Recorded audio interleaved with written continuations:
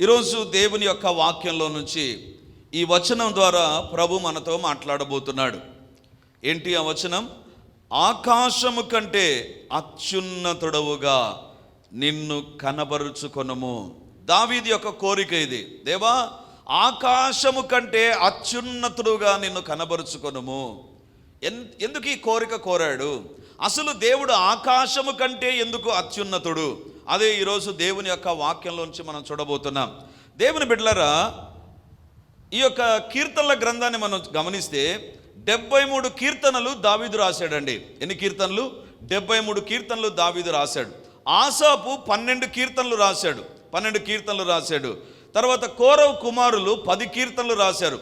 సొలొమోను 2 కీర్తనలు. ఇక మిగిలిన వాళ్ళు 1-2 కీర్తనలు రాశారు. ఇక పేర్లు రాయబడిన కీర్తనలు చాలా ఉన్నాయి. సో ఈ కీర్తనల్లో 57వ కీర్తన దావీదు రాసినటువంటి కీర్తన. ఇది దావీదు రాసినటువంటి కీర్తన. ఎక్కడ రాశాడు? ఆ యొక్క అధ్యాయం పైన ఉంటుంది. గుహలో దావీదు సౌలు నొద్ద నుండి పారిపోయినప్పుడు అతడు రచించినది. ఎప్పుడు రాశాడంట?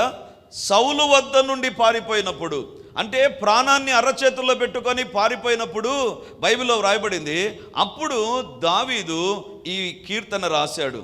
గుహలో దావీదు ఉన్నాడు. ఎక్కడున్నాడు? సౌలు దగ్గర ఉండాల్సినటువంటి దావీదు, చక్రవర్తి దగ్గర ఉండాల్సిన దావీదు, లేకపోతే సౌలు యొక్క రాజప్రసాదంలో ఉండాల్సిన దావీదు గుహలోకి వెళ్ళిపోయాడు. గుహలోకి వెళ్ళిపోయిన తర్వాత ఆ గుహలో నుండి ఈ కీర్తన రాశాడండి. ఈ కీర్తనలు అంటున్నాడు, గుహలో ఉండేటువంటి దావీదు అంటున్నాడు, నన్ను గుహలోంచి బయటికి తీసుకురా అని చెప్పడంలా ఏమంటున్నాడు తెలుసా? నీవు ఏ రకంగా ఉండాలంటే ప్రభా, ఆకాశము కంటే అత్యున్నతుడుగా కనబడు. గుహలో ఉండేటువంటి దావీదు యొక్క కోరిక ఏంటంట? ఆకాశము కంటే అత్యున్నతుడుగా దేవుడు కనబడాలంట. ఏంటి దావీదు? గుహలో నుండి బయటికి రావాలి కదా, అది కదా ఉండాల్సిన కీర్తన. నేను గుహలో ఉన్నాను ప్రభా, తిరిగి రాజప్రసాదంలోకి తీసుకుపో, అది కదా నీ ప్రార్థన ఉండాలి. కానీ ఏంటి ఈ ప్రార్థన విచిత్రంగా ఉందే, ఈ కీర్తన విచిత్రంగా ఉందే. దావీదు అంటాడు, అదే కాదు ఇంకా ఏముంది? 4వ వచనం చూడండి. 57వ కీర్తన 4వ వచనం. నా ప్రాణము సింహముల మధ్యనున్నది, కోపోద్రేకుల మధ్యను నేను పండుకొనుచున్నాను. వారి దంతములు శూలము, అవి అంబులు, వారి నాలుక వాడిగల కత్తి. ఏంటంట? దేవుని యొక్క వాక్యం చెప్తుంది, నా ప్రాణము సింహముల మధ్య ఉన్నది. చుట్టూ ఏముంది? గుహలో ఉన్నాడే కానీ చుట్టూ సింహాలు ఉన్నాయంట. ఇంకా ఏమంటున్నాడు?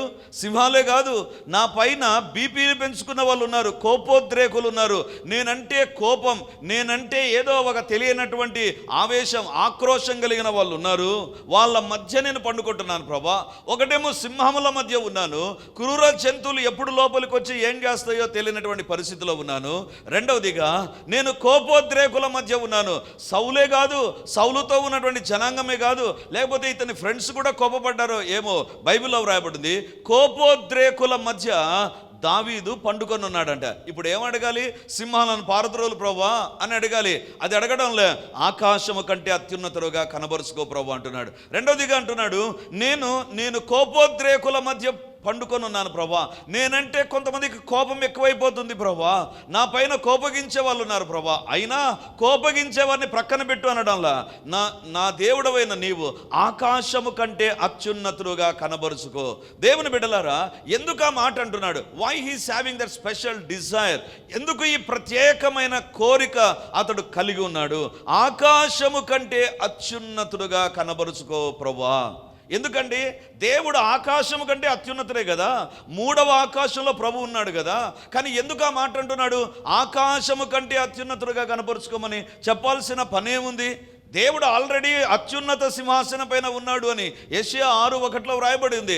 అత్యున్నత సింహాసనం పైన ఉండేటువంటి దేవుడు ఉంటుండగా దావీదు మళ్ళీ స్పెషల్గా చెప్పాల్సిన పనేముంది? ఆకాశము కంటే అత్యున్నతుడుగా కనపరుచుకో. అసలు ఆకాశాన్ని కలగజేసింది ఆయనే కదా, ఆకాశ మహాకాశములు ఆయన యొక్క సృష్టినే కదా, ఆయన తన వాక్కు ద్వారా కలగజేశాడు కదా.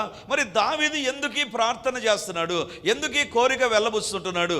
ఎందుకు ఈ మాట మాట్లాడుతుంటున్నాడు? అదే ఈరోజు దేవుని యొక్క వాక్యంలో మనం చూడబోతుంటున్నాం. దేవుని బిడలారా, ఏంటి ఆ మాట యొక్క అర్థం అంటే బైబిలే దానికి వివరణ ఇవ్వాలి. చూడండి, 103వ కీర్తన 11వ వచనాన్ని మనం చదువుకుందాం. 103వ కీర్తన 11వ వచనం. భూమి కంటే ఆకాశము ఎంత ఉన్నతముగా ఉన్నదో ఆయన యందు భయభక్తులు గల వారి ఎడల ఆయన కృప అంత అధికముగా ఉన్నది. ఇక్కడ మీనింగ్ చెప్తున్నాడు, దావీదే చెప్తున్నాడు. ఈ మీనింగ్ ఏమంటున్నాడంటే, అక్కడేమో ఆకాశము కంటే అత్యున్నతుడుగా కనబరుచుకో అన్నాను, ఇప్పుడేమంటున్నానంటే ఆ మీనింగ్ నేను ఎందుకు ఆ మాట అన్నానో దానికి అర్థాన్ని నేను చెబుతున్నాను. ఏంటంటే భూమి కంటే ఆకాశం ఎంత ఉన్నతంగా ఉందో భూమి ఇక్కడ ఉంది, ఆకాశం ఎక్కడో ఉంది. అంటే ఈ యొక్క సువిశాలమైన ఆకాశాన్ని చూస్తే ఆకాశములో భూమి ఉంది, భూమి చిన్నదే, ఆకాశం చాలా పెద్దది, ఆకాశం చాలా పెద్దది. దేవా ఆకాశము కంటే అత్యున్నతుడుగా కనబరుచుకో అంటే దాని అర్థం ఏంటంటే ఇక్కడ చెప్తుంటున్నాడు, అధికముగా ఉన్నది. అధికుడు నీ దేవుడు, నీ దేవుడు ఆకాశములో మహోన్నతుడుగా అత్యున్నతుడుగా కనబరుచుకోవడం అంటే అర్థం ఏంటి తెలుసా? దేవుని యొక్క వాక్యం చెప్తుంది, నీ దేవుడు అధికుడు. He is supreme, he is all powerful, he is more than anything else. అన్నిటికంటే ఉన్నతుడు, అన్నిటికంటే ఉన్నతుడు. ఏది ఎత్తుగా ఉందంటే ఆకాశమే చెప్తాం. ఇప్పుడు దావీదు అంటున్నాడు ఆకాశము కంటే అత్యున్నతుడుగా. అంటే దావీదు యొక్క లక్షణం ఏంటంటే తన గుహలో ఉన్న తన దేవుడు ఎక్కడ ఉన్నాడో చూడగలుగుతున్నాడు. తన దేవుడు ఎక్కడున్నాడు? నేను గుహలో ఉన్నా కానీ నా దేవుడు ఇంకా అత్యున్నతుడే. నేను కోపోద్రేకుల మధ్య ఉన్నా కానీ నా దేవుడు ఇంకా అధికుడే.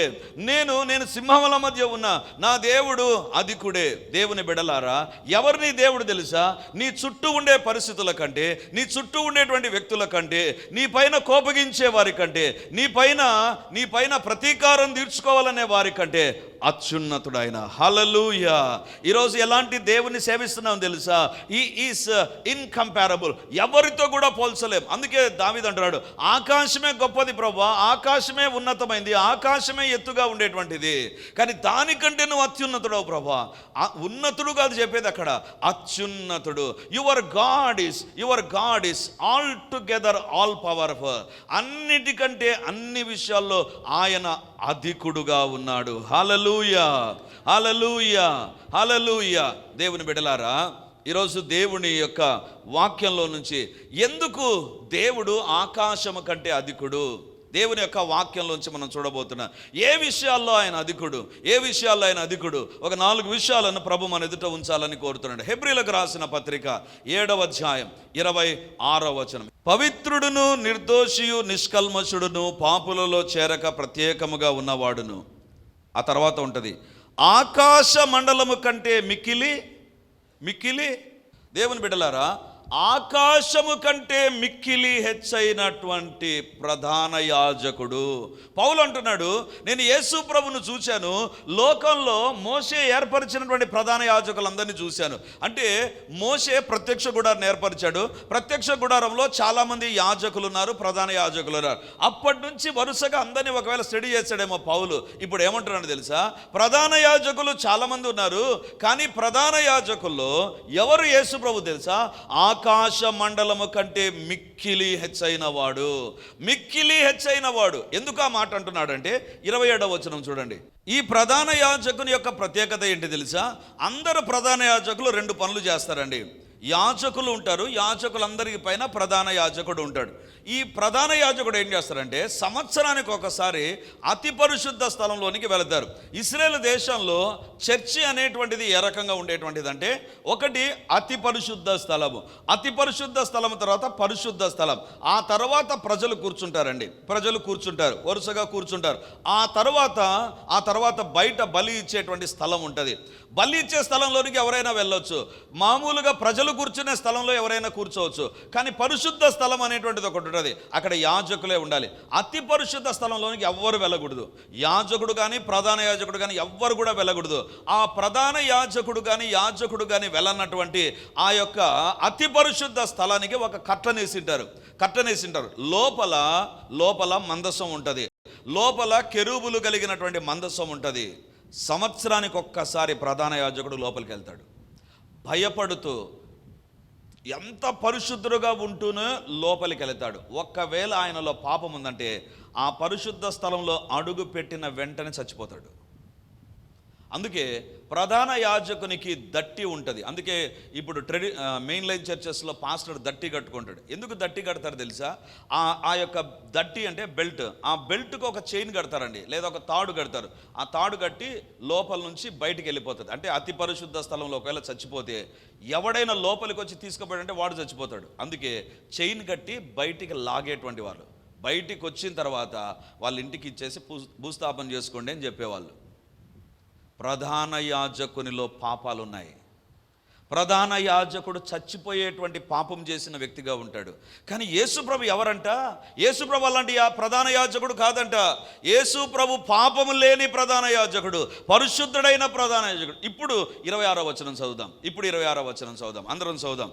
హెబ్రీ 7:26. పవిత్రుడును నిర్దోషియు నిష్కల్మషుడును పాపులలో చేరక ప్రత్యేకముగా ఉన్నవాడును ఆకాశ మండలము కంటే మిక్కిలి హెచ్చైన ఇట్టి ప్రధాన యాజకుడు మనకు సరిపోయినవాడు. ఫుట్ నోట్లో వ్రాయబడింది తగినవాడు. దేవుని బిడ్డలారా, ఎవరు ఈ ప్రధాన యాజకుడు అంటే బైబిల్లో వ్రాయబడింది పవిత్రుడైన ప్రధాన యాజకుడు, నిర్దోషి అయిన ప్రధాన యాజకుడు, నిష్కల్మషుడైన ప్రధాన యాజకుడు, పాపులలో చేరక ప్రత్యేకంగా ఉన్న ప్రధాన యాజకుడు. అప్పుడు పౌలు అంటున్నాడు, అక్కడితోనే కాదు నేను ఆపేసేది యేసుప్రభు యొక్క పరిశుద్ధతను. ఆకాశ మండలము కంటే మిక్కిలి హెచ్చైన ప్రధాన యాజకుడు, ఆయన పరిశుద్ధతలో అధికుడు. అది పౌలు చెప్తుంటున్నాడు. ఎవరు యేసుప్రభు తెలుసా? పరిశుద్ధతలో అధికుడు. పరిశుద్ధతలో ఆయన వంటి వాళ్ళు ఎవరు లేరు. పరిశుద్ధతలో ఆయనే సాటి. పరిశుద్ధతలో ఆయనకు సరిపోల్చగలిగిన వారు ఎవరు లోకంలో లేరు. అందుకంటున్నాడు ఆకాశ మండలము కంటే హెచ్చైనవాడు. ఎందుకు కీర్తనకారుడు అంటున్నాడంటే దావీదు, దేవా నిన్ను అత్యున్నతుడుగా, ఆకాశము కంటే అత్యున్నతుడుగా ఎందుకు కనపరుచుకోమంటున్నాడంటే నీలాంటి పరిశుద్ధుడు ఎవరున్నారు ప్రభా, నీలాంటి పవిత్రుడు ఎవరున్నారు ప్రభా, నీలాంటి నిర్దోషి ఎవరున్నారు ప్రభా, నీలాంటి నిష్కల్మషుడు ఎవరున్నారు ప్రభా. You are incomparable in holiness. పరిశుద్ధతలో నీకు నీవే సాటి. ప్రధాన యాజకుల్లో పాపాలుంటాయి, కానీ యేసయ్యలో పాపము లేదు. దావీదు అంటున్నాడు, నేను గుహలో ఉన్నా నా కోరిక ఒకటే ప్రభా, నేను సింహాల మధ్య పడుకున్నా నా కోరిక ఒకటే ప్రభా, కోపోద్రేకుల మధ్య నేనున్నా నా కోరిక ఒకటి ప్రభా, పరిశుద్ధుడుగా నువ్వున్నావు ప్రభా, నన్ను కూడా పరిశుద్ధునిగా ఉంచు. హల్లెలూయా. దావీదు ఎవరి దగ్గర ఈ ప్రార్థన చేయలేడండి. ఎందుకు తెలుసా? ప్రతి పరిశుద్ధతలో క్వశ్చన్ మార్క్స్ ఉంటాయి, ఎంత పరిశుద్ధుడు అనేటువంటిది. కానీ యేసయ్యలో, దేవునిలో, బైబిల్లో ఉన్న దేవునిలో పరిశుద్ధతలో ఇసంతైనా కూడా, అంటే మినిమం కూడా పాపము లేదు. అందుకే ఆయన వెలుగై ఉన్నాడు, ఆయన యందు చీకటి ఎంత మాత్రమును లేదు. బైబిల్ చెప్తుంది ఎంత మాత్రమును చీకటి లేదు. ఇది నా వాక్యం వింటున్నటువంటి దేవుని బిడ్డలారా, ఈ దేవుడు నీ దేవుడుగా ఉన్నాడు. ఈ దేవుడు నీ దేవుడుగా ఉన్నాడా? నీ జీవితంలో నీవు ఈ పరిశుద్ధుడైన దేవుని కలిగి నువ్వు ఏ రకంగా ఉన్నావు? దేవుని బిడ్డనని చెప్తుంటున్నావు, మంచిదే. కానీ నీలో నాలో ఇలాంటి కోరిక ఉండాలి. దేవా ఆకాశము కంటే అత్యున్నతుడుగా ఉన్నావు ప్రభా, పరిశుద్ధతలో నాకు పరిశుద్ధత ఇచ్చే ప్రభా. దావీదు జీవితంలో గుహ వచ్చిన దావీదు కోరిక ఏంటి తెలుసా? నాకు పరిశుద్ధత కావాలి ప్రభా, నాకు పవిత్రత కావాలి నాయన, నేను వేషధారినిగా ఉండకూడదు ప్రభా. దేవా నేను నిర్దోషిగా ఉండాలి ప్రభా, నాకు పరిశుద్ధత కావాలి ప్రభా. దేవుని బిడ్డలారా, నీ జీవితంలో అన్ని కోరికలు ఉంటాయి. చదువులో కోరికలు, వస్త్రాల్లో కోరికలు, జీవితంలో కోరికలు, బ్రతుకులో కోరికలు చాలా ఉంటాయి. కానీ అత్యున్నతుడైన దేవుడు, ఆకాశము కంటే అత్యున్నతుడైన ఆయన పరిశుద్ధతలో అధికుడు. మరి ఆయన దగ్గర నీవు నేను ఏ రకంగా ఉన్నాం? దేవుని బిడ్డలారా, మొట్టమొదటి పాట బైబిల్ గ్రంథంలో ఆదాము పాడతాడు. ఆదాము తన భార్యను చూసి నా ఎముకలో ఎముక అని పాడతాడండి. రెండవదిగా పాట ఎవరు పాడారండి బైబిల్లో? నిర్గమకాండం 15వ అధ్యాయము 15 మొదటి వచనం. అప్పుడు మోషేయు ఇశ్రాయేలీయులను యెహోవాను గూర్చిన ఈ కీర్తన పాడిరి. ఎవరు పాడారు? మోషేయు ఇశ్రాయేలీయులు అందరూ కలిసి ఒక కీర్తన పాడారు. ఏంటి ఆ కీర్తన అంటే దాని టాపిక్ ఏంటి తెలుసా? 11వ వచనం చూడండి. నిర్గమకాండం 15వ అధ్యాయం 11వ వచనం. యెహోవా వేల్పులలో నీ వంటి వాడెవడు? పరిశుద్ధతను బట్టి నీవు మహనీయుడవు, స్తుతి కీర్తనలను బట్టి పూజ్యుడవు, అద్భుతములు చేయువాడవు, నీ వంటి వాడెవడు? చాలు. ఎందుకు పాడుతున్నారు ఆ పాట? అదే రెండవ పాట. మొదటి పాట ఆదాము పాడాడు, రెండవ పాట ఇశ్రాయేలు ప్రజలు, మోషే అందరూ కలిసి ఈ పాట పాడారు. ఎంత పాట తెలుసు అది? ఎంత పాట? ఎన్ని వచనాలు ఉన్నాయమ్మా పాట? ఎప్పుడైపోతుంది పాట? 20 వచనాలు పైన ఉంది. మనం ఆ పాట పాడితే ఉంటుందా? ఆ పాట పాడామనుకో. ఎందుకు ఆ మాట చెప్తున్నానంటే, ఆ దినాల్లో ప్రజలు స్తుతించే విషయంలో తగ్గేవారు కాదు. మనం పాటలకు పాటలు పాడడం వచ్చినా కూడా పాటలు పాడడం చాలా డీసెంట్గా ఉంటాం. దేవుని బిడ్డకు ఉండాల్సిన లక్షణం ఏంటంటే స్తుతించే లక్షణం ఉండాలి. 20కి పైబడిన వచనాలు వాళ్ళు పాట పాడారు. మొదటి వచనం తీసేస్తే మొదటి వచనం, ఎందుకంటే ఆ వచనం ఇట్స్ టాక్ అబౌట్ ఇంట్రడక్షన్. 20 వచనాలకు పై వచనాలు వాళ్ళు దేవుని స్తుతించారండి. ఈరోజు దేవుని బిడ్డ ఎక్కడ తగ్గిపోతున్నాడు తెలుసా? చర్చికి రావడంలో తగ్గడు, వచ్చిన తర్వాత పాటలు పాడే విషయంలో తగ్గిపోతాడు. పాటలు పాడడం మనం దేవుని బిడ్డలారా, దేవుని బిడ్డకు ఉండాల్సిన శ్రేష్టమైన లక్షణం దేవుని స్తుతించే లక్షణం మనం కలిగి ఉండాలి. ఈరోజు దేవుడు మనతో మాట్లాడుతుంటారు. ఇశ్రాయేలు ప్రజలందరూ కలిసి పాట పాడారు. ఏమని పాట పాడుతున్నారంటే, ఏమంటే 11వ వచనం, యెహోవా వేల్పులలో నీ వంటి వాడెవడు, పరిశుద్ధతను బట్టి నీవు మహనీయుడవు. దేన్ని బట్టి వాళ్ళు పాట పాడుతున్నారు? దేవుని పరిశుద్ధతను బట్టి మహనీయుడు. నాకు అనిపించింది, అసలు పరిశుద్ధతను గురించి ఎందుకు మోషే కానీ ఇశ్రాయేలు ప్రజలు కానీ పాట పాడారు? అక్కడ దేవుడు ఏమైనా పరిశుద్ధులుగా కనపడ్డా? దేవుడు ఒక అద్భుతం చేశాడు, ఒక సూచక్రియ చేశాడు, ఒక వింత చేశాడు, ఒక మహత్కార్యం చేశాడు, ఎర్ర సముద్రాన్ని చీల్చాడు, గొప్ప కార్యం చేశాడు, కానీ పరిశుద్ధుడుగా కనపడలేదు కదా. మరి ఎందుకు ఆ పాట రాశారు? అక్కడ ఎందుకు ఆ వచనం రాశారు? బై మిస్టేక్ ఏమైనా రాశారా? లేదు. మోషే కానీ ఇశ్రాయేలు ప్రజలు కానీ ఎక్కడి నుంచి బయటకు వచ్చారండి? ఐగుప్తులో నుంచి బయటకు వచ్చారు. అంటే వాళ్ళు ఎక్కడి నుంచి బయటకు వచ్చారంటే, ఐగుప్తులో నుంచి బయటకు వచ్చినటువంటి వీరి జీవితంలో 400 సంవత్సరాలు ఐగుప్తులో వీళ్ళు జీవించారు. మోషే 40 సంవత్సరాలు ఫరో యొక్క రాజప్రసాదంలో పెరిగాడు. ఐగుప్తులో ఉండేటువంటి స్పెషాలిటీ ఏంటి తెలుసా? తవ్వకాల్లో బయటపడిన దాన్ని బట్టి ఏమని చెప్తారంటే, వాళ్ళకు 2000 దేవుళ్ళు దేవతలు ఉండేవాళ్ళు. ఎంతమంది? వేల సంవత్సరాల కిందట వాళ్ళకు 2000కు పైబడినటువంటి దేవతలు దేవుళ్ళు ఉండేవారంట. అంటే అక్కడ దొరికినటువంటి తవ్వకాల్లో దొరికిన దాన్ని బట్టి చెబుతుంటారు. ఇంకెంతమంది దేవుళ్ళు ఉన్నారు అంటే, వాళ్ళకు కప్ప దేవుడే, వాళ్ళకు దుమ్ము పేలు దేవుడే, వాళ్ళకు నీళ్లు దేవుడే, అన్ని దేవుడే. వాళ్ళకు దాదాపు 2000 దేవుళ్ళు ఉన్నారండి. ఈ 2000 దేవుళ్లను 40 సంవత్సరాలు మోషే చూశాడు, 400 సంవత్సరాలు ఇశ్రాయేలు ప్రజలు చూశారు. వాళ్ళు ఏమంటున్నారంటే, ఇన్ని సంవత్సరాలు మేము చూసాం దేవుళ్ళను, 1000 మంది దేవుళ్ళను చూసాం ప్రభా, కానీ వాళ్ళలో లేనిది నీలో ఉండే గొప్పతనం ఏంటంటే పరిశుద్ధత. అందుకే అంటున్నాడు, వేల్పులలో నీ వంటి. వేల్పులు అంటే దేవుళ్ళు దేవతలు అనబడిన వారు. దేవుళ్ళు దేవతలు అనబడిన వారిలో నీ వంటి వారు ఎవరు ప్రభా అని చెబుతూ 2వ లైన్ అంటారు, పరిశుద్ధతను బట్టి నువ్వు మహనీయుడవు ప్రభా. పరిశుద్ధతలో మహనీయుడవు, మహోన్నతుడవు. దేవుని బిడలారా, ఎవరు నీ దేవుడు తెలుసా? 1000 మంది దేవుళ్ళ ఎదుట భూలోకంలో ఎన్ని తెలిసిన దేవుళ్ళు, తెలియబడని దేవుళ్ళు, పేరు ఉన్న దేవుళ్ళు, పేర్లు లేని దేవుళ్ళు ఎన్ని ఉన్నా అందరినీ మనం కేటగరైజ్ చేస్తే అందరూ ఒకవైపు వెళ్ళిపోతారు. దేని విషయంలో? పాపం విషయంలో. కానీ ఒక్క ప్రభు మాత్రమే పరిశుద్ధుడుగా ఒకవైపు నిలబడగలడు. అందుకే దావీదు అంటాడు, ఆకాశము కంటే అత్యున్నతుడుగా నేను కనబరుచుకో ప్రభా. ఎందుకు? You are ultimate in holiness.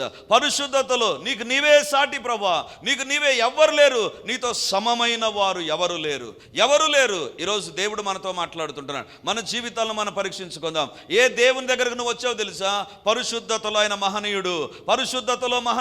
మరి నీ జీవితంలో, నా జీవితంలో పరిశుద్ధత ఎంత ఉందో ఒక్కసారి ఆలోచించు. చర్చికి ఏ రకంగా రావాలి తెలుసా? బైబిల్ తీసుకొని రండి, ఖచ్చితంగా బైబిల్తో రావాలి. చర్చికి పాటల పుస్తకం తీసుకురండి. ఒకవేళ పాటల పుస్తకం తీసుకురాకపోయినా, ఎందుకంటే స్క్రీన్ పైన పాటలు వస్తాయి కాబట్టి, బైబిల్ ఖచ్చితంగా తీసుకురండి. నీట్గా రండి. అంతేనా? బైబిల్ ఏమని చెప్తుంది తెలుసా? కీర్తనలు ఎట్లా రావాలి చర్చికి తెలుసా? కీర్తనలు 96వ కీర్తన 9వ వచనం. 96వ కీర్తన 9వ వచనం. పరిశుద్ధ అలంకారములు ధరించుకొని యెహోవాకు నమస్కారం చేయుడి, సర్వభూజనులారా ఆయన సన్నిధిని వణుకుడి. పరిశుద్ధాలంకారములు ధరించుకొని యెహోవాకు నమస్కారము చేయుడి, సర్వభూజనులారా ఆయన సన్నిధిని వణకుడి. దేవుని సన్నిధానంలోనికి రాకముందు నేను దేన్ని ధరించుకోవాలి తెలుసా? మంచి వస్త్రాలే కాదు, బైబిల్ పట్టుకొని రావడమే కాదు, పర్సులో కానుక దేవుని సేవకును ఇచ్చేటువంటిదే కాదు, పరిశుద్ధ అలంకారములు ధరించుకొని. When you come in to the presence of the lord, దేవుడు ఏం చూస్తాడు తెలుసా? ఏ డ్రెస్ వేసుకున్నావు అనేటువంటిది కాదు, ఎంత ఖరీదైనటువంటి డ్రెస్ వేసుకున్నావు అనేటువంటిది కాదు, ఎన్ని వారాల తర్వాత వేసుకున్నావు, ఎంత స్పెషల్ డ్రెస్ నీది అనేటువంటిది కాదు. పరిశుద్ధ అలంకారములు ధరించుకొని పరుచుకొని దేవుని సన్నిధానంలోనికి రా. ఎందుకు తెలుసా? ఆయన పరిశుద్ధతలో అత్యున్నతుడు. ఆకాశ ఆకాశము కంటే అత్యున్నతుడు ఆయన దగ్గరికి నువ్వు వచ్చేటప్పుడు ఏదో అలవాటుగా ఆదివారం అయింది కదా రాకు. దేవుడు నీ జీవితాన్ని చూచి సంతోషపడడు. Whatever the dress you wear, it doesn't matter to the Lord. ఎలాంటి వస్త్రాలు ధరించావు, నువ్వు పేద వస్త్రాలా, లేకపోతే ధరించిన వస్త్రాన్ని ధరిస్తూ ఉన్నావా, ఉతికిన వస్త్రాన్ని ఉతుకొని వేసుకుంటున్నావా? అది కాదు దేవునికి. నీ జీవితంలో పరిశుద్ధత ఎంత ఉంది? దేవుని బిడ్డలారా, మన పరిచర్యకు వస్తున్నటువంటి యవనస్తులు ప్రతి 2 వారాలకు ఒకసారి వెనకుండే స్క్రీన్ మారుస్తారు. ఎందుకంటే అన్న ఈ స్క్రీను అన్నిసార్లు చూశారు కాబట్టి ఇంకా మార్చేద్దాం, కొత్త స్క్రీన్ మార్చాలి అంటారు. దేవుడు అంటాడు, నీవు మందిరంలోనికి వచ్చినప్పుడు స్క్రీన్ మార్చడమే కాదు, స్క్రీన్ మార్చినటువంటి చర్చిలో కాదు, స్క్రీన్ మార్చినటువంటి దాని ఎదుట నిలబడడం కాదు నేను చేయాల్సింది. నేను పరిశుద్ధతను ధరించుకొని దేవుని దగ్గరికి రావాలి. దేవుడు కోరుకునే అలంకారం అది. దేవుడు కోరుకునేటువంటి అలంకారం. కొంతమంది అనుకోండి, చర్చికి వచ్చినప్పుడు తెల్ల డ్రెస్ వేసుకోండి తప్పు కాదు. ఎవరైనా వేసుకొని వచ్చింటే తప్పు కాదు, థ్యాంక్ యూ, వేసుకొని రండి. తెల్ల డ్రెస్ అయినా, రంగు డ్రెస్ అయినా, నల్ల డ్రెస్ అయినా ఏదైనా వేసుకోవచ్చు, దేవునికి ఏం కాదు. తెల్లని వస్త్రాలు ధరించుకొని చాలామంది ఏమనుకుంటారంటే, అంటే ఇక్కడ ఉండే వారిని గురించి కాదు, తెల్ల వస్త్రాలు వేసుకుని ఉంటే ఒకవేళ తెల్లది మీరు అదని ఏమంటారు, అది స్కార్ఫ్ ధరించినా కూడా అది కాదు నేను చెప్పేది. కొంతమంది they will satisfy with the white dress. అబ్బాయి ఆదివారం కదా తెల్ల డ్రెస్ వేసుకున్నాం. తెల్ల డ్రెస్ వేసుకుంటే మాసిపోతుంది. నువ్వు చైర్లో కూర్చుంటే దానికి దుమ్ము ఉందంటే మాసిపోతుంది. దేవుడు పై రూపాన్ని చూడడు.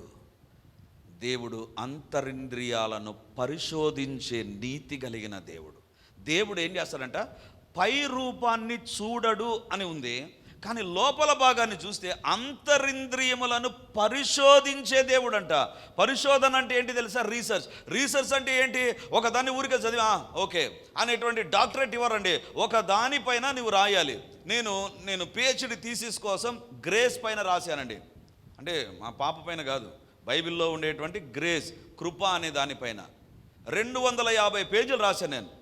అసలు కృప అంటే ఏంటి, ఎన్ని రకాలైనటువంటి కృపలు బైబిల్లో ఉన్నాయి అంటే ఊరికే కృప అనేటువంటిది కాదు, దాంట్లో ఏమేమి ఉన్నాయి, ఏ రకంగా ఉన్నాయి, ఎక్కడెక్కడ ఏ కృపను దేవుడు ఇస్తాడు అనేటువంటిది బైబిల్ అంతా చదివి అవి ఇవి రెఫర్ చేసి నేను రాస్తే అప్పుడు దీని పరిశోధనకు నాకు ఒక డాక్టరేట్ ఇచ్చారు. నేను కొనుక్కున్నది కాదు, అది నేను సబ్మిట్ చేసి తెచ్చుకున్నటువంటిది. పరిశోధన చేస్తాడు దేవుడు కూడా. మన హృదయాన్ని చూసినప్పుడు సుధీర్ హృదయమా బాగుంటుందిలే అనుకోడు. సుధీర్ అయినా ఇంకొకరైనా హృదయాన్ని పరిశోధన చేస్తాడంట. ఆదివారం ఉదయాన్నే ఏ రకంగా ఉన్నావు, శనివారం రాత్రి ఏ రకంగా ఉన్నావు, ప్రజల దగ్గర ఏ రకంగా ఉన్నావు, అధికారుల దగ్గర ఏ రకంగా ఉన్నావు, ప్రతి చోట పరిశుద్ధతను చూస్తాడు. అందుకే దావీదు అంటున్నాడు, నేను గుహలో ఉన్నా ప్రభువా, ఆకాశమందును అత్యున్నతుడవు ప్రభువా. ఎందుకు తెలుసా? పరిశుద్ధతలో నీవు ఆకాశము కంటే హెచ్చైన వాడవు ప్రభువా. ఈరోజు దేవుడు అంటున్నాడు, నీలో పరిశుద్ధత ఉందా? లేకపోతే పరిశుద్ధత కోసం ప్రయాసపడాలండి. ఇప్పుడు కొంచెం పరిశుద్ధత ఉంది, నెక్స్ట్ వారానికి నేను ఇంకా దేవునిలో పరిశుద్ధుని కావాలి. ఉన్నదానితో సాటిస్ఫై కావడం కాదు. నీ దేవుడు ఆకాశము కంటే హెచ్చైన పరిశుద్ధత కలిగినటువంటి వాడు. మరి నీవు నేను ఏ రకంగా ఉన్నాం? దేవుని యొక్క వాక్యం చెప్తుంది, 1000 కొలది దేవతల్లో నేను పరిశుద్ధుణ్ణి. దేవుని దగ్గరకు వస్తున్నప్పుడు ఏ రకంగా నువ్వు వస్తున్నావు? పరిశుద్ధ అలంకారములు ధరించుకొని వస్తున్నావా? పరిశుద్ధ అలంకారములు. చెవులకు కమ్మలు పెడతారు. దేవుడు అంటాడు, ఈ అలంకారానికంటే ముందు నీ చెవులు పరిశుద్ధతను విన్నాయా? ఏమన్నా అపవిత్రమైంది ఏమన్నా విన్నావా? లిప్స్టిక్ పెట్టుకుంటారు కొంతమంది. దేవుడు అంటాడు, లిప్స్టిక్ కాదు, నీ పెదవులు పరిశుద్ధంగా ఉన్నాయా, నీ మాటలు పరిశుద్ధంగా ఉన్నాయా? దేవుని బిడ్డలారా, కళ్ళకు ఏదో పూసుకుంటారు కొంతమంది కదా. దేవుడు అంటున్నాడు, నీ కళ్ళకు ఏం పూసుకుంటున్నావు అనేది కాదు, నీ కళ్ళు పరిశుద్ధతను చూచేటువంటి కళ్ళా కాదా? కాళ్ళకు ఏదేదో పూసుకుంటారు కదా, అది కాదు. నీ కాళ్ళు పరిశుద్ధతను ఇష్టపడేటువంటి కాళ్ళ దేవుడు చూస్తాడు. గోర్లకు పూసుకోవచ్చా పూసుకోకూడదా కాదు, నీ గోర్లు నీ చేతులు పరిశుద్ధంగా ఉన్నాయా అది దేవుడు కోరుతున్నాడు. పరిశుద్ధాలంకారములు ధరించుకొని దేవుని దగ్గరికి రావాలి. ఎందుకు తెలుసా? ఆయన ఆకాశము కంటే అత్యున్నతుడు. ఈరోజు దేవుడు అడుగుతుంటున్నాడు, వేర్ ఈజ్ యువర్ హోలీనెస్? పరిశుద్ధతలో ఎంతగా ఎదిగాం, పరిశుద్ధతలో ఎంతగా ముందుకు సాగుతున్నాం, పరిశుద్ధత కొరకైన త్యాగం ఏం చేశాం, పరిశుద్ధత కోసం ఏం ప్రయాసపడ్డాం, పరిశుద్ధునిగా ఉండడానికి ఏ స్నేహితురాల్ని వదిలేసావు, పరిశుద్ధత కోసం ఏ వ్యక్తికి దూరం అయ్యావు, పరిశుద్ధంగా జీవించడానికి ఎంత త్యాగం చేశావు, ఎంత కఠినంగా జీవిస్తున్నావు. దేవుని బిడ్డలారా, ఈరోజు దేవుడు మనతో మాట్లాడుతుంటున్నాడు. మన జీవితాలను మనం పరీక్షించుకుందాం. ఆయన ఆకాశము కంటే అత్యున్నతుడు. ఎందుకు? పరిశుద్ధతను బట్టి. ఆకాశము కంటే అర్థం అంటే, ఆకాశము కంటే అత్యున్నతుడు అంటే అర్థం ఏంటి అంటే అధికము. దేంట్లో అధికుడైనా? పరిశుద్ధతలో. హల్లెలూయా. గొప్ప దేవానికి వందనాలు. ప్రభావం కలిగిన దేవానికి స్తోత్రాలు. ఆకాశ మహాకాశములను సృష్టించిన దేవానికి వందనాలు. ఆకాశము కంటే అత్యున్నతులుగా ఎందుకు కనబరుచుకుంటావో ఈరోజు మీ వాక్యం ద్వారా మాతో స్పష్టముగా మాట్లాడారు ప్రభువా. నీకు వందనాలు. వాక్యంలోని సత్యాలను వెలికి తీస్తున్న దేవానికి స్తోత్రాలు. వాక్యంలో ఉన్నటువంటి నిగూఢమైన సత్యాలు మేము అర్థం చేసుకోవడానికి మా యొక్క నేత్రాలను వెలిగిస్తున్నటువంటి దేవానికి వందనాలు చెల్లిస్తుంటున్నాం ప్రభువా. ఇప్పుడు అడుగుతున్నాను ప్రభువా, ఎవరి జీవితంలో అపవిత్రత ఉందో, పాపముందో, లోకముందో, లోకపు ఆశలు, కోరికలు ఉన్నాయో యేసయ్యా కృప చూపండి. ఏ అపవిత్రత ఉన్నా, ఏ అపవాది తీసుకొని వచ్చేటువంటి అలవాట్లు ఉన్నా, ఎవరి జీవితంలో వేషధారణ జీవితం ఉండి పాపాన్ని కలిగి ఉన్నా, తను ఎవరైతే ఇప్పుడు అడుగుతున్నారో దేవా నాకు పరిశుద్ధతను దయచేయని అడుగుతున్నారు ప్రభువా, అలాంటి వారికి ఆకాశము కంటే హెచ్చైనటువంటి దేవుడవు నాయన. పరిశుద్ధతలో నీకు సమమైన వారు ఎవరు లేరు ప్రభువా. కాబట్టి అడుగుతున్నాను, మీ యొక్క స్వరక్తముతో నీ ప్రియ బిడ్డలకు ప్రతి పాపము కడుగబడును గాక. తన్ని ఒప్పుకుంటున్న ప్రతి ఒక్కరి పాపం ఇప్పుడు కడగబడును గాక. అవిధేయత కడగబడును గాక. తండ్రి, పరిశుద్ధత లేకుండా వేషధారణ జీవితంతో జీవిస్తున్న ప్రతి ఒక్కరు వారి పాపముల నిమిత్తమై పశ్చాత్తాపపడుదురు గాక. పాపాన్ని ఒప్పుకొని విడిచిపెట్టుదుము గాక. ప్రతి పాపం పైన మాకు విజయము కలుగును గాక. ఆకాశము కంటే మిక్కిలి హెచ్చైన వాడవు నీవు నాయన. ఇలాంటి ప్రధాన యాజకుడు ఎవరు లేరు ప్రభువా. కాబట్టి నిన్ను అడుగుతున్నా, మీరే మా జీవితాల్లో కార్యాలు జరిగించండి. మీకే వందనాలు, మీకే స్తుతులు, స్తోత్రాలు చెల్లిస్తుంటున్నాం ప్రభువా. ఎంతైనా నమ్మదగిన దేవుడు, ఎంతైనా కృప చూపుటకు ఐశ్వర్యవంతుడా, మీరే మా జీవితాల్లో మీ మహిమను కనబరచండి. నీ మహిమను కనబరచుమని ప్రార్థన చేస్తూ యేసయ్య పరిశుద్ధ నామమందు ప్రార్థించి అడిగి పొంది ఉంటున్నాము తండ్రి. ఆమేన్. జీవితంలో దేవుడు చేసిన సాక్ష్యాన్ని మనం విందాం. సో దేవుడు సహోదరి జీవితంలో రాయించిన సాక్ష్యాన్ని పేపర్లో ఇక్కడ ఉంచారు. పేపర్లో చదివితే టైం అవుతుంది కాబట్టి క్లుప్తంగా నేను చెప్తాను. సహోదరి పేరు శంకరమ్మ. అన్య కుటుంబం నుంచి ప్రభుని అంగీకరించారు. సో దేవుడు తన కుమార్తె జీవితంలో చేసిన కార్యం ఏంటంటే, దేవుడు తనకిచ్చిన వాగ్దానం యెషయా 46:4, నిన్ను ఎత్తుకొనుచు రక్షించువాడను నేనే. సో ఈ మాట ప్రకారము దేవుని ఎదుట ప్రార్థన చేస్తుండగా ఇంటిలో 2 సార్లు చాలా వేగంగా జారి పడడం జరిగింది. బలమైన గాయం అవుతుంది, ఫ్రాక్చర్ అవుతుంది అనుకున్నది. కానీ 2 సందర్భాల్లో దేవుడు కాపాడి తన కుమార్తెను ఏ ప్రమాదం లేకుండా చేశాడు. అదేవిధంగా తాను వెహికల్లో వెళుతూ ఉన్నప్పుడు కూడా ఆ వెహికల్లో నుంచి కూడా కింద పడడం జరిగింది. కానీ దేవుడు తన మహాకృపలో తన కుమార్తెను కాపాడి తన వాగ్దానాన్ని నెరవేర్చాడు. అంత మాత్రమే కాదు, కానీ దేవుడు పరిచర్యకు వచ్చిన తర్వాత ఈమెకు ఇచ్చినటువంటి ఒక ఆశీర్వాదం ఏంటంటే, జరగబోయే సంగతులు వాళ్ళ కుటుంబంలో, తర్వాత వాళ్ళ పిల్లల విషయంలో దేవుడు చూపించడం ప్రారంభించాడు. సో ఏది జరుగుతుందో ఖచ్చితంగా ఈమెకు చూపించి ఆ తర్వాత జరుగుతూ ఉంటే భయపడడం ప్రారంభించింది. గత ఆదివారం అనుకుంటాను నా దగ్గరకు వచ్చి చెప్పినటువంటి మాట, అన్నా నాకు ఇలా వస్తుంది, నాకు భయం వేస్తుంది, ఏం జరుగుతుంది, రేపేం జరుగుతుంది ఈరోజు చూపిస్తున్నాడు దేవుడు కలలో, కాబట్టి నాకు భయం వేస్తుంది. నన్ను భయపడాల్సిన పని లేదమ్మా. దేవుడి యొక్క బిడ్డకు దేవుడు చూపించకుండా ఏది కూడా భూలోకంలో జరిగించడు. సో వీళ్ళ సహోదరి యొక్క కుమారుడు ఇంట్లో నుంచి వెళ్ళిపోతాడు అనేటువంటిది కూడా దేవుడు చూపించాడు. సో దేవుడు తనకిచ్చినటువంటి విశేషమైన కృపను బట్టి దేవునికి వందనాలు చెల్లిస్తుంది. అంత మాత్రమే కాదు, 4 సార్లు కింద పడినప్పుడు, 4 సార్లు భయంకరంగా కింద పడినప్పుడు దేవుడు ఏ ప్రమాదం లేకుండా తన కుమార్తెను కాపాడాడు. దేవునికే మహిమ కలుగును గాక. హల్లెలూయా, హల్లెలూయా. దేవానికి స్తోత్రాలు. శంకరమ్మ పైన మీ ఆత్మ పనిచేయునుగాక, మీ యొక్క కృప పనిచేయునుగాక. మీ సాధనమై తన బంధువుల మధ్య, స్నేహితుల మధ్య, అన్యుల మధ్య వాడబడ్డానికి కృపనిచ్చి మహిమను పొందుమని యేసు నామమందు అడుగుతున్నాను తండ్రి. ఆమేన్, ఆమేన్. Praise the Lord. యేసుక్రీస్తు పరిశుద్ధ నామమందు ఈ యొక్క విమోచన గడి అనే టీవీ కార్యక్రమాన్ని వీక్షిస్తున్నటువంటి దేవుని బిడ్డలారా, మీ ఒక్కొక్కరికి నా హృదయపూర్వకమైనటువంటి వందనాలు, శుభములు, ప్రార్థనలు తెలియజేస్తున్నాను. దేవుని యొక్క ఉచితమైన కృపను బట్టి ప్రతి ఆదివారం ఉదయం 9:30 గంటలకు మొదటి ఆరాధన రెడీమర్ చర్చ్లో జరుగుతూ ఉంది. వందలాది మంది ప్రజలు హాజరై దేవుని దీవెనలు పొందుతుంటున్నారు. మీరు కడప చుట్టూ ఉండేటువంటి గ్రామాల్లో ఉండేటువంటి వారైతే, సమీపాన ఉండేటువంటి వారైతే ఆదివారం ఆరాధనకు తప్పకుండా హాజరై దేవుని దీవెనలు మీరు పొందాలని కోరుతుంటున్నాను. మీకోసం ప్రత్యేకంగా దేవుని యొక్క సందేశం, ప్రత్యేకమైన ప్రార్థనలు, వ్యక్తిగతంగా మిమ్మల్ని కలుసుకొని మీ గురించిన విషయాలు తెలుసుకొని ప్రార్థించాలని మేము సిద్ధంగా ఉన్నాం. కాబట్టి ఈ యొక్క రెడీమర్ చర్చ్ కడప నడిబొడ్డున ఉండేటువంటి కోటిరెడ్డి సర్కిల్ దగ్గర నారాయణ కాలేజ్ ఎదురుగా ఉండేటువంటి ఇంతకుముందు ఉన్నటువంటి స్టార్ థియేటర్లో ఇప్పుడు జరుగుతూ ఉంది. కాబట్టి తప్పకుండా ఇతర ప్రాంతాల నుంచి వచ్చే వారికి కూడా బస్ ఫెసిలిటీ కూడా చాలా దగ్గరగానే ఉంటుంది. కాబట్టి తప్పకుండా మీరు మీ కుటుంబాలు హాజరై ఈ వాక్యపు దీవెనలు, ప్రార్థనా శక్తిని, దేవుని యొక్క అద్భుతమైనటువంటి సన్నిధిని ప్రతి ఆదివారం ఉదయం 9:30కు జరిగేటువంటి ఆరాధనలో హాజరై దేవుని దీవెనలు పొందాలని కోరుతూ ఉన్నాను. సాయంత్రం 7 గంటలకు కూడా 2వ ఆరాధన ఉంటుంది. తప్పకుండా ఈ 2 ఆరాధనలకు మీరు హాజరై దేవుని దీవెనలు పొందాలని కోరుతూ ఉంటున్నాను. మరిన్ని వివరాలకు ఈ కింద కనబడుతున్నటువంటి నంబర్ 9845669572 లేదా 9440407722కు మీరు కాల్ చేసి వివరాలు తెలుసుకోవాల్సిందిగా కోరుతున్నాను. God bless you.